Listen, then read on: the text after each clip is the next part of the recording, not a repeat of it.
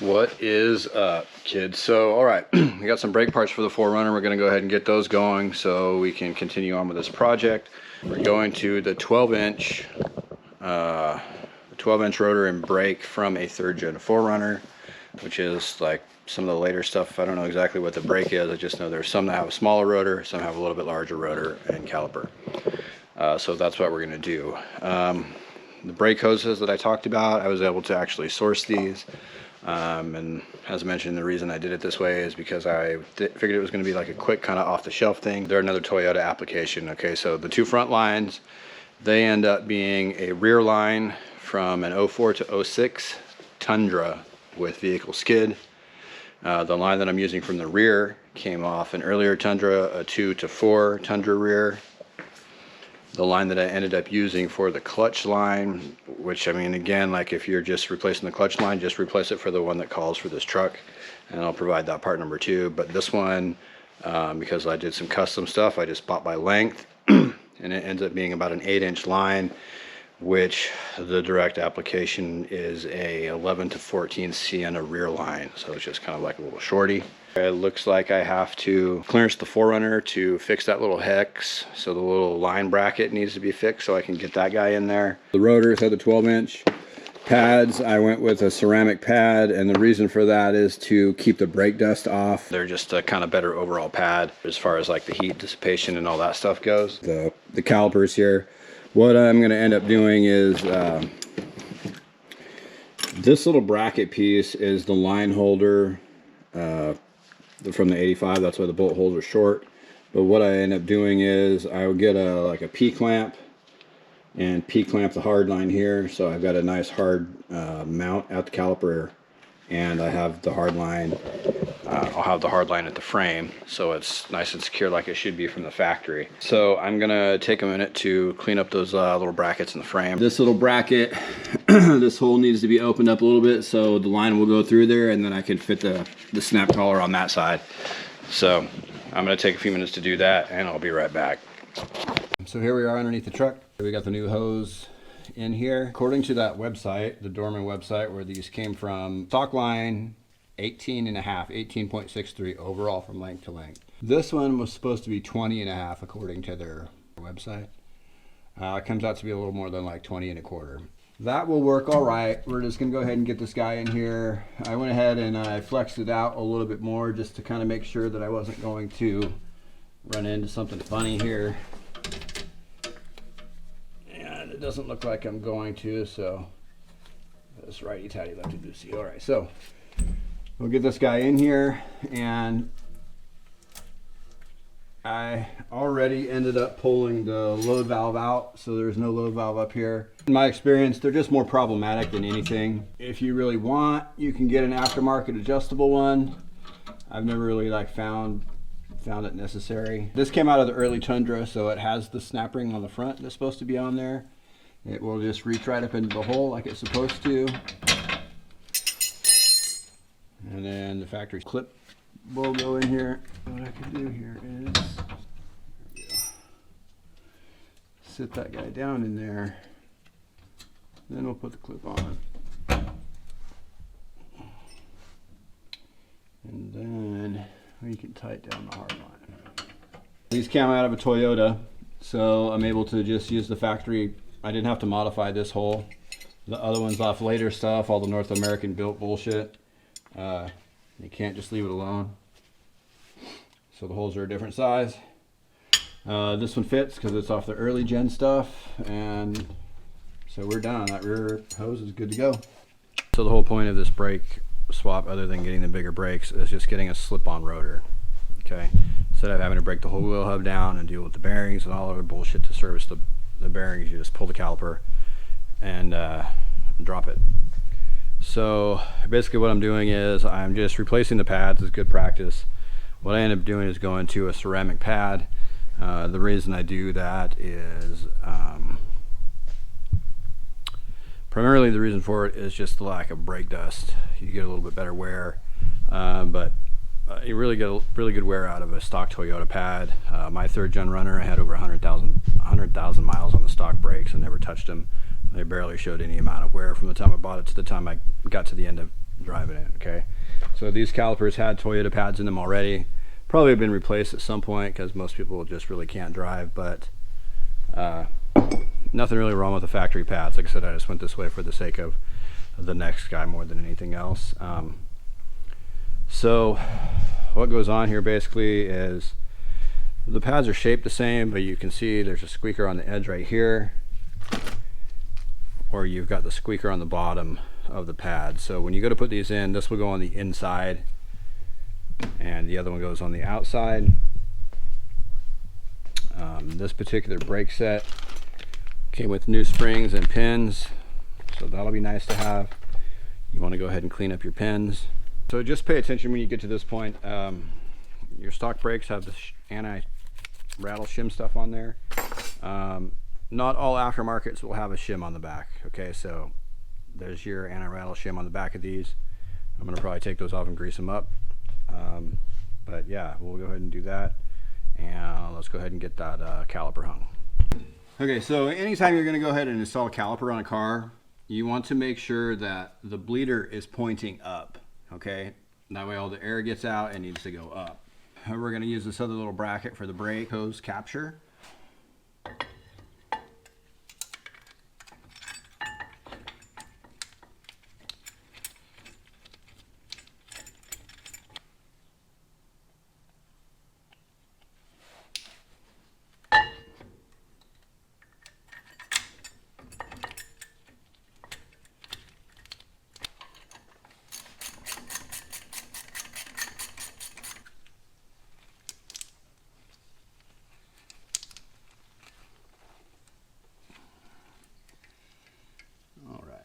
So that will go something like that.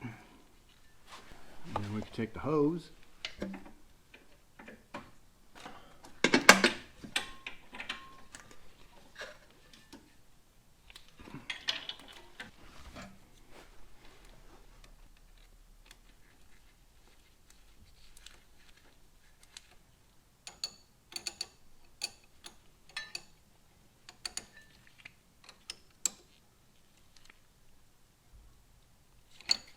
This side is basically buttoned up. This is what she looks like. Still need to get the clip in here, tighten that line up, and we still need the P-clamp right here. But this is what the brake assembly looks like. What I ended up doing is getting this bracket and clocking it. Essentially, I clocked the caliper down a little bit here. And the reason for that was so you can actually get a tool in here. Like I showed you before on the other one, when you go to run the tool against this upper hardware, it's crashing into this plug. On the other truck, I just ground the plug off, right? You can see that caliper sits down a little bit, but it's basically at 9 o'clock. It's going to be a non-issue, and like I said, it makes it easier to work with and service. So you guys that are out there building these, please correct this. It's a pain in the dick hole. And that's pretty much that. Like you see, that brake line it's right there. The stock mount really does kind of suck. I may end up changing that capture. A, I don't really like that it's on the frame. B, I don't really like that it's pointed like that. You can see this is where the lift kit was before, and it dumps the line out here, which is a little bit better. And then what I ended up doing on the other 4Runner, I have the hardline capture to the inside of the frame here. And I do that primarily to like keep it out of the way of tire and all that stuff, because as your tire swings into the area right here. So I'll probably sleep on it. That's normally what I do, and then change my mind and do things 4 times. So the point of going to the rubber hose versus the stainless steel lines was just for the off-the-shelf ability of it. Hopefully it will be more of an off-the-shelf thing.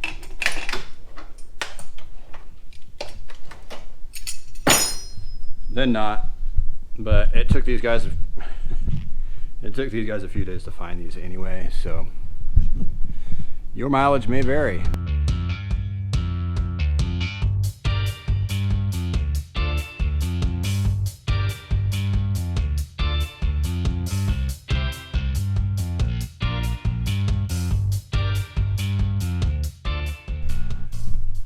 I left like most of the boring stuff out of that. It was just a lot of grinding and cutting, figuring out what I was going to do, and I came up with 3 different ideas during that same period of time. So I decided ultimately to get rid of both of those brackets that were on there to begin with because it looked like shit. So here's what I came up with.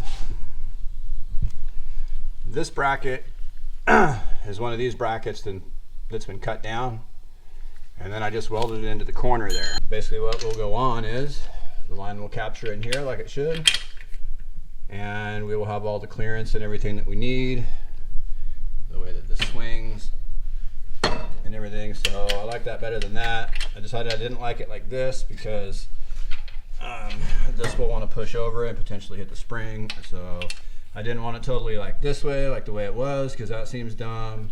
This way seems kind of dumb. So I'm just trying to come up with the best kind of compromise to make this work, have it be secure, and again, importantly, have it not look like complete shit. So I think that looks all right. It beats like the P-clamp method, and it will work in there with the it works with that line. I didn't really have to, I'm gonna have to like clean it up a tiny bit on the inside because I don't know, you can see that's got the star on there, and that hole is not necessarily, it's not pointed at the ends, so that's causing a little bit of a hiccup right there. But other than that, I like that. So now I can go ahead and move forward with that. I'm gonna go ahead and get this side buttoned up, which is basically, we gotta do the pads, manipulate that line into the hole, and then hook this side back up, and then we'll get going on the other side.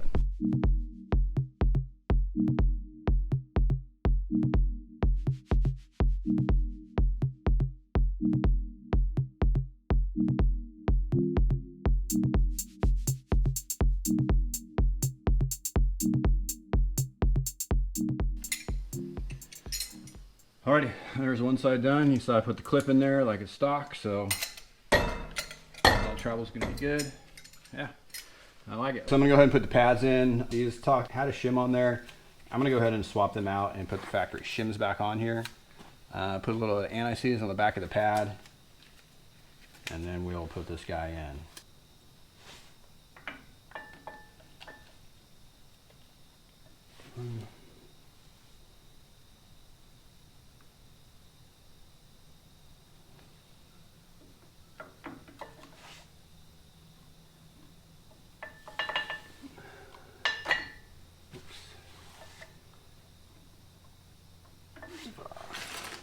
So these pads come with both styles of springs, but this is what came out of there. This guy came out.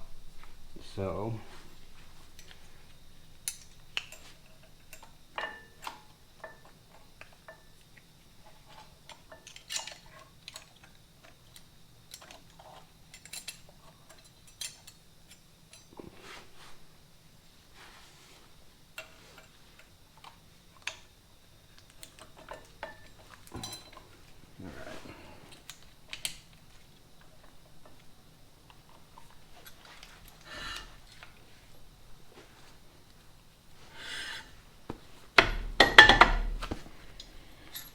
alrighty, let's do the other side.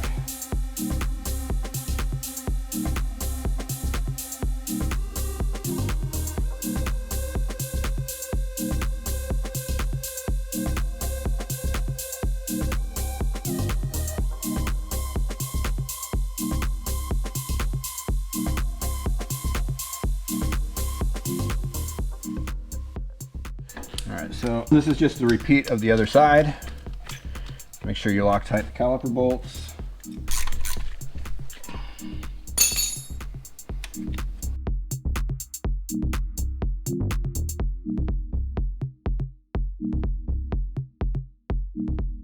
Remember the long side squeaker goes to the inside.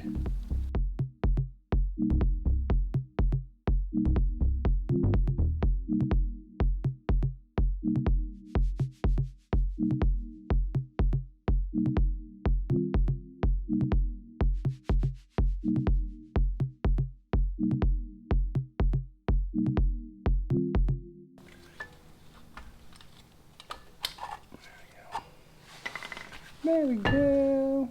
So that is all the brake hose stuff. I'm gonna go ahead and get this little clutch hose in here. These are all just these are all in the Dorman book by the type of end that we've got, so you can go in there and search them that way. Like all catalogs today, the less information you put in, the more results that you're gonna get. Okay, so if you can apply it back to a Toyota or a Nissan or a Mazda or something like that, you're probably more likely gonna get the right end. So just go ahead and be aware of that. That takes care of the hydraulic hoses. Of course, I need to bleed these still. Let's recap this real quick. This number is the front hoses. That's originally off a 4 to 6 Tundra rear. Rear hose, originally off a 2 to 4 Tundra rear. This is the clutch line. This was originally an 11 to 14 Sienna rear. The clutch line you should just be able to get your right app for, okay? Because that shouldn't change. Like I said, this one I ended up, like the whole rig, it's a hodgepodge of parts. The bracket's not there. The hard line was from a different rig, so I just needed to fit one that fit that hole right. And then these other lines were, the front lines ended up being spec'd at, I think a little bit over 20, where the stock line was like 1863, and the rear was like 19 1/4 versus the new line is supposed to be 20 1/2. Something to that effect. You can look at all those numbers and all the dimensions and everything on Dorman's website. The other thing that I was going to mention while I'm here is I really didn't have success with the whole motion and flow thing. I could, if I wanted to, rebuild those out of AN line and adapters and stuff like that, but what I'm going to do for the sake of this project is the rear hose, the female to female end hose, the one that goes from the fuel pump to the fuel rail, or to the hard line on the rail of the frame, that one ended up still being available, or at least some variant of that one ended up being available. And the part number availability for that one is, well, can you see this? That 35020 part number ends up being spec'd at about 11-inch line. There is another number that I found that was also live, that's the 030 number, 35030, and it was a little bit longer number, so maybe for like a pickup, an extra cab or whatever. Those are available still for the time being, and you never know how much longer that's going to be with Toyota cutting stuff out. And if anybody has, you know, Toyota eventually I guess went away from like the banjo fittings and the inverted flare stuff for the fuel line, I think. I mean, there's plus and minuses. Like I think the inverted flare can be kind of a pain to deal with, but at the same time I've never ever disconnected a quick connect that was quick to disconnect. Okay, so I would much rather use a solid positive like hard line or a banjo bolt than any sort of plastic fuel line, fuel fitting, any of that stuff. It just seems dumb. So currently waiting on the tie rod ends and the drive lines, and I'm actually waiting for the key guy to rebuild my key set. I did end up buying a new ignition tumbler. Here is your lock set. All right, that's your new ignition key set. Comes with 2 keys and a key code. Everybody's familiar with the old Toyota keys, right? So a typical truck 4Runner key, this generation of a vehicle, there's only like 11 keys. Well, I can assure you that's bullshit. But what's not bullshit is the locks just get worn out, right? Just like anything, you stick something in a hole enough times, it gets worn out. So the updated part that comes from Toyota is a newer style ignition key. So it's no longer compatible with the old style key or the door keys, okay? In fact, the old style key won't even go in the ignition hole. That ends up being that's like $100 bill or $1.25 or something like that, but it's cheap insurance for theft. Just no morons with their stupid old keys are gonna be able to get in and drive the truck away. So do what you can do to keep these old classics safe, preferably keep them in a garage close to a tool, and don't hesitate to use that tool on scum. Yeah, okay, so that's that for this segment, and we will come back when I got my drive lines and stuff. That wraps up another episode of Snale Racing. Thank you for watching. Please make sure to like and subscribe.